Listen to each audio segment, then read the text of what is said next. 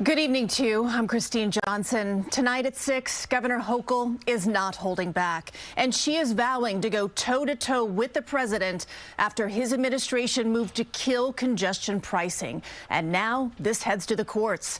Congestion pricing just started January 5th. That's 46 days, a little over 6 weeks of drivers paying that extra $9 to enter the congestion zone. We have team coverage here tonight, and let's begin with Bauman, live at Grand Central Terminal. Allie, a very heated Governor Hochul today, making it clear she's not going to back down. That's right, Christine. Governor Hochul says she's now in fight mode to counter what she calls an attempt by President Trump to make New Yorkers roadkill in his revenge tour. Think about this. Next time you're stuck in traffic. Governor Kathy Hochul calling the Trump administration's attempt to reverse congestion pricing an attack on New York's sovereignty. She received a letter from Trump's Transportation Secretary Sean Duffy warning federal officials will contact the state to discuss the orderly cessation of the tolling plan. I think there's a lot of great ideas around congestion pricing and how we can reduce it, but you can't take American taxpayers who paid for roads and block them out and say you can't access this unless you pay additional money. And that's what she's done. Trump campaigned on reversing the program, which was approved by the Biden administration last year and began on January 5th. Since then, most drivers have been charged $9 to enter Manhattan below 60th Street. Traffic was down 9% in January. The streets are safer, half as many crashes, and that means pedestrians are not getting injured and killed. The MTA has said congestion pricing will help raise $15 billion for repairs to mass transit.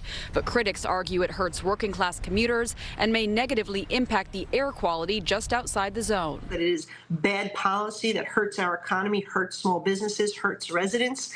And I'm glad that he swiftly took action to reverse this flawed program. As New York State now tries to block the Trump administration's move in court, the governor says those license plate readers will stay on. I think that given the fact that this program has already been federally approved, has already survived numerous judicial challenges, and is already in place, the legal justification for the president and the Federal Highway Administration just stepping in and revoking all of that prior approval is a very, very difficult and tall mountain to climb. And President Trump today celebrated, posting on social media, congestion pricing is dead, New York is saved, quote, long live the king, to which Governor Hochul responded that New York has not labored under a king in more than 250 years and is not going to start now. We're live in Midtown Manhattan. Allie Bauman, CBS News, New York. Allie, thank you. As New York appeals, some lawmakers in New Jersey argue congestion pricing tolls should immediately be frozen. Governor Murphy addressed the federal government's action today on News 12 New Jersey's Ask Governor Murphy. Yeah, they got there for different reasons than we got there, but they got to the same place. Our basis was there was not a full environmental study done around this, that the pollution really wasn't going away. It was moving from Manhattan to New Jersey. And the governor added, on top of that, it was a deal that was, quote, raw for New Jersey commuters. And pushback wasn't just from New Jersey. Long Island drivers were also against the congestion tolls. Carolyn Gussoff joins us now live from Carle Place in Nassau County with that. Carolyn? Christine, that's right. Some of the loudest voices against congestion pricing were from these Long Island suburbs. And today, leaders here were taking a victory lap. They're convinced that their lawsuits were a driving factor in killing congestion pricing. I've never seen the tri-state area so galvanized, so unified against something as congestion pricing. The nation's largest township had sued the MTA, charging congestion pricing exceeds its congressional authority as a pilot program. Hempstead Town Supervisor Don Clavin was gratified that legal challenges like his were cited in the decision to pull the plug. They really overreached. They had to go back to Washington, D.C., go back to Congress to get authority. Long Island drivers were enjoying gridlock relief, but not the price tag. Hardworking people that go into the city and drive, especially the guys that do deliveries. To limit some of the traffic in New York City.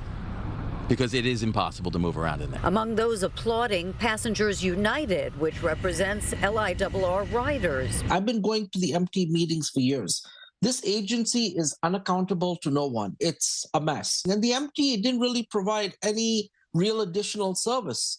So the trains have been crowded on the Long Island Railroad. They've been crush-loaded.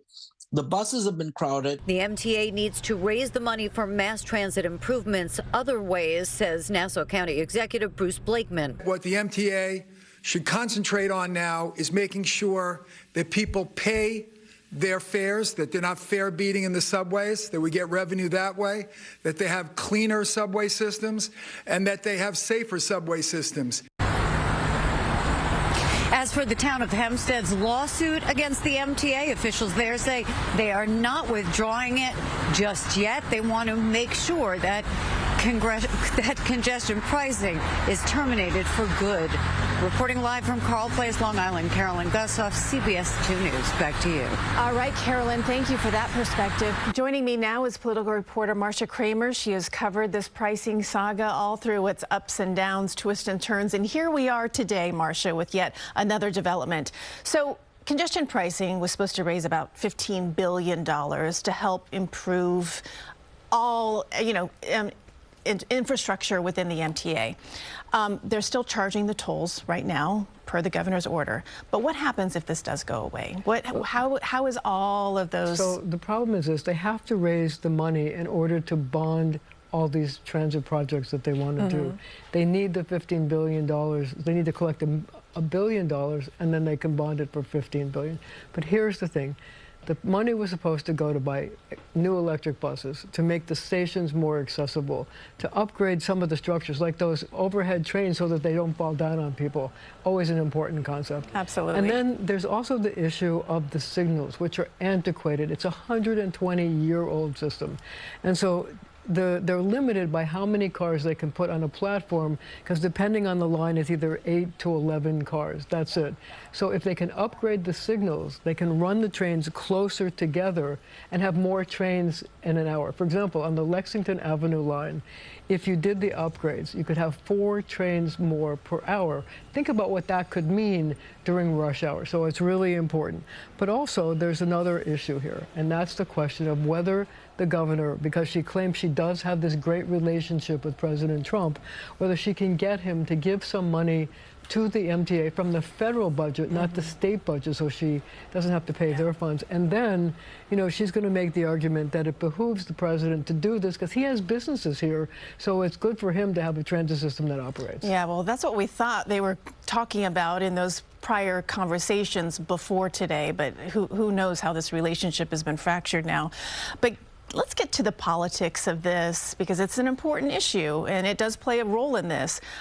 Regarding the timing, there was a very important hearing regarding the mayor, which we'll get to in a minute, but just wanted to get your take on that. Well, the cynics would say that the timing was destined to take the mayor off like the front pages of the newspapers and the lead of our broadcast, that this was the kind of a thing that was such a big and important thing that would occupy the news cycle. And of course, they were right. Now, well, it will affect, what happens in New York City. It's not going to affect what the judge does, but the decision is going to affect the politics. Think about this. First of all, a number of congressmen argued against this, and this is a big win for them. But most importantly, Josh Gottheimer is running for governor of New Jersey. He was a major opponent. And Mike Lawler, another major opponent, he's thinking of running for governor of New York next year. So big political implications. Governor Hochul has got to be really unhappy. There is so many variables happening here. Thank you, Marcia. We have continuing coverage throughout the hour and also on our website. Online, you can find the complete letter from the Transportation Secretary, plus a full timeline of congestion pricing and how we got here. It's all at cbsnewyork.com.